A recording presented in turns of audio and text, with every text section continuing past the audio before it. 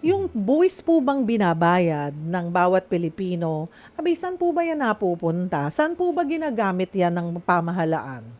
Well, alam naman natin na ang ating gobyerno ay maraming mga gastusin.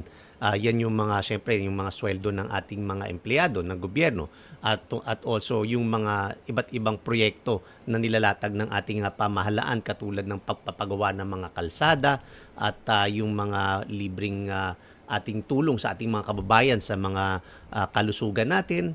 Marami po yan so yung mga free education, diyan po napupunta yan dahil sinasabi nga po natin na taxes are the lifeblood of the government. Kinakailangan pong makalikom ang ating pamahalaan ng pondo para sa mga gastusin na bumabalik din in terms of mga services at yung mga infrastructure projects na nakikinabang po tayong lahat.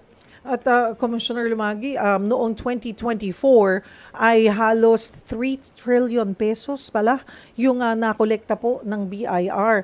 So yung pong bulk nito, yung pong mga nabanggit nyo na kanina, doon napunta yung ating mga tax. Yes, tama po yan. Naglalatag po ng programa ang ating pamahalaan kung saan-saan po ito gagamitin. Iba't ibang departamento nagbibigay, kaya po taon-taon meron po budget hearing yan. Diyan po ina-allocate po ang nalilikom po natin na mga pondo through the payment of taxes ng ating mga kababayan. 2.85 trillion pesos 2024. Ngayong 2025, ano po ba ang target po ninyo? Actually, pag sinasabi mo kasing target, parang okay, pag nakuha na ba yung target, okay, hindi na maniningil. Hindi, di ba? Ano po lang ang tansya nyo kung pagbabasihan natin yung, paano ba?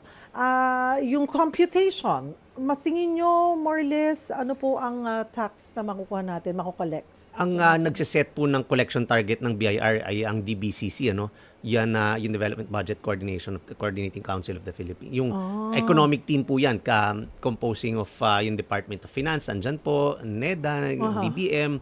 Sila po, depende po sa performance ng ating ekonomiya dahil may formula po yan kung paano ito maiseset.